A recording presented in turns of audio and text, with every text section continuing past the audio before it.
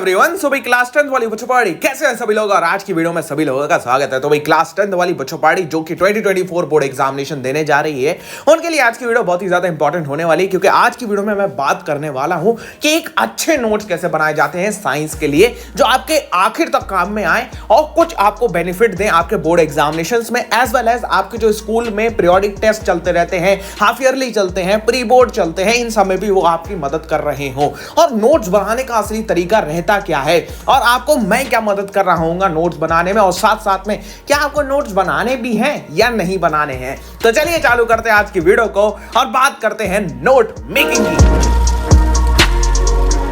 तो क्लास 10 आपका first board examination, अब आपकी पढ़ाई चालू हो चुकी है। बहुत सारे बच्चे अभी भी नहीं पढ़ रहे होंगे, लेकिन कुछ हमारे जो होता है जो डेढ़ छाड़े बच्चे होते हैं उन्होंने अपना पढ़ाई चालू कर दी होगी।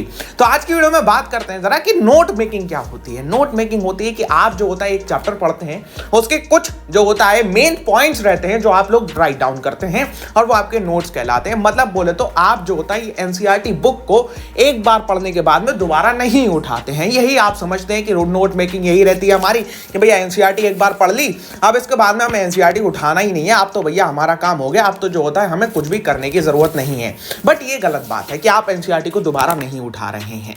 मतलब नोट मेकिंग का सही कॉन्सेप्ट क्या रहता है? नोट मेकिंग का सही कॉन्सेप्ट ये रहता है कि आप नोट मेकिंग किस लिए करते हैं। आप नोट मेकिंग क्या रिवीजन के लिए कर रहे हैं, या आप नोट मेकिंग जो होता है अपना पूरा का पूरा चैप्टर पढ़ने के लिए कर रहे हैं। या आपके पास में दो ऑप्शंस होते हैं कि आप या तो रिवीजन के लिए करिए या तो अपना पूरा का पूरा चैप्टर पढ़ने के लिए करिए, उसी हिसाब से आपके नोट्स बनते हैं। अब मैं बात करता हूं कि अगर आप जो होता है रिवीजन पर्सपेक्टिव से नोट्स बना रहे हैं तो उसमें कुछ जो होता है फ्लो डायग्राम्स हो सकते हैं, कुछ डायग्राम्स रह सकते हैं, या जो होता है ओवरऑल एक फ्लो चार्ट आप जो होता है ऐसी रफ वर्क में बना सकते हैं। तो वो आपके रिवीजन पर्सपेक्टिव से नोट्स रहते हैं। मतलब मेन चैप्टर आप जो होता है एनसीईआरटी से ही उठाएंगे, आप एनसीईआरटी को बार बार रिवाइज करेंगे, क्योंकि हम लोग भी एनसीईआरटी पे काफी ज्यादा काम करते हैं। तो एनसीईआरटी को मतलब बोले तो आपकी मेन ही बुक रहती है, ये आपके दिमाग में सेट होनी चाहिए। अभी भी मैं इसको पढ़ता हूं आपको पढ़ाने के लिए, या ओवरऑल मैं इसको वैसे भी बार बार पढ़ता रहता हूं। जितनी बार आप इसको पढ़ोगे, NCERT is a very deep book, तो इसको समझने में बहुत टाइम लगता है, इसमें नई नई चीजें आपको मिलती रहती हैं। अब मैं बात करूं अगर जो होता है आप जो होता है पूरा चैप्टर पढ़ने के हिसाब से आप नोट्स बनाना चाहते हो तो आपको कैसे बनाने हैं। आप एनसीईआरटी उठाओ, अपनी एनसीईआरटी के अलावा कोई बुक तुम्हें क्लास 10 में नीडेड नहीं है।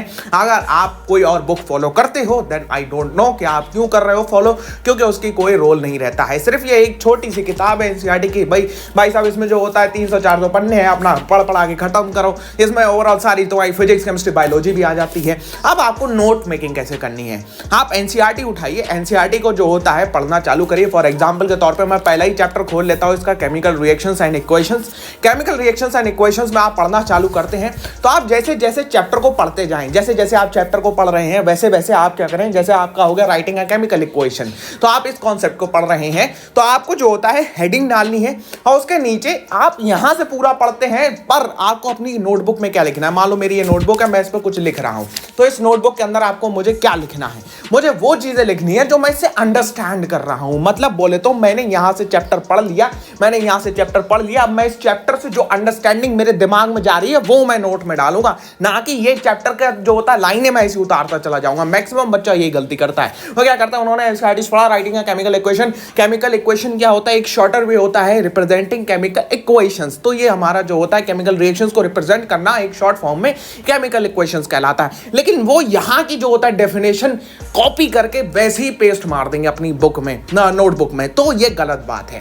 आपको यहां से जो चीज इधर गई वो चीज इधर आनी चाहिए, तभी वो असली नोट मेकिंग कहलाती है। ये नहीं कि जो इधर है वो इधर आ गया, वो गलत बात है। नोटबुक में आपको जो होता है जो चीज यहां से यहां गई वो यहां से यहां आनी चाहिए, ये फ्लो रहता है ओवरऑल नोट मेकिंग का।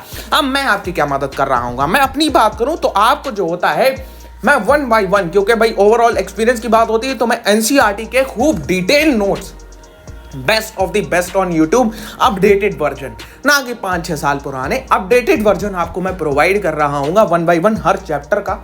तो उस नोट्स को आपको निकलवा लेना है। जब वो नोट्स आएंगे, अभी बहुत जल्दी आपके पास में आना चालू हो जाएंगे, ठीक है, तो वो नोट्स को आपको निकलवा लेना है। अब वो नोट जब आप निकलवा लोगे तो फिर उससे आपको पढ़ना है। वो आपकी किसके लिए होंगे? रिवीजन के लिए नहीं, वो चैप्टर के लिए होंगे। फिर आपको इसे उठाने की जरूरत नहीं पड़ेगी। जब तक नहीं आ रहे हैं, जब तक इससे अपना जो पढ़ना है पढ़ते रहो, कोई टेंशन की बात नहीं है। लेकिन लेकिन जब वो नोट्स आ जाएंगे तो ओवरऑल फिर वो नोट्स ही हैं जिन्हें आपको बस रेफर करना है। उसके अलावा आपको कोई और जो होता है रिसोर्स की, कोई और जो होता है बुक को रेफर करने की, कोई और नोट्स को पढ़ने की, कोई और जो होता है गाइड बुक को पढ़ने की जरूरत नहीं पड़ेगी। वही नोट्स आपके इकलौते नोट्स होंगे जिन्हें आपको पढ़ना होगा। तो ओवरऑल नोट मेकिंग का कॉन्सेप्ट बस इतना है, बुक में से जो चीज तुम्हारे दिमाग में गई वो दिमाग वाली चीज आपकी जब कॉपी में आती है तो वो कहलाती है असली नोट मेकिंग। और मैं जो होता है जो नोट्स प्रोवाइड करूंगा ओवरऑल आपके वो नोट्स काफी ज्यादा डिटेल्ड रहने वाले हैं। मतलब बोले तो उसमें आपकी बहुत एक्स्ट्रा बातें भी उसमें इंक्लूडेड रहेंगी। तो बोर्ड एग्जामिनेशन का पेपर उससे बाहर नहीं जाने वाला है। पिछले सालों में भी ओवरऑल पूरा ट्रैक रिकॉर्ड रहा है कि जनाब विद स्क्रीनशॉट्स में आपको दिखा सकता हूं कि भाई मेरा पढ़ाया हुआ जो है मेरे नोट्स में से डायरेक्ट जहां पे पिन पॉइंटेड मार्क कर दिया यहां से क्वेश्चन बनेगा वहीं से क्वेश्चन बनता चला आया है। तो ओवरऑल ये कोई जो होता है बहुत ही बड़ी बात नहीं है, आप आसानी से प्रेडिक्ट कर सकते हैं। जैसे जैसे टाइम बीतता जाता है आपके अगर आप दिमाग लगा के काम कर रहे हैं तो आप आसानी से प्रेडिक्ट कर सकते हैं बोर्ड एग्जामिनेशन को। तो चलिए आज की वीडियो में इतना ही। होप करते हैं आपके नोट मेकिंग से रिलेटेड सारे के सारे डाउट सॉल्व हो गए होंगे। मैं मिलता हूं आपसे इसकी नेक्स्ट वीडियो पे। Till then good bye.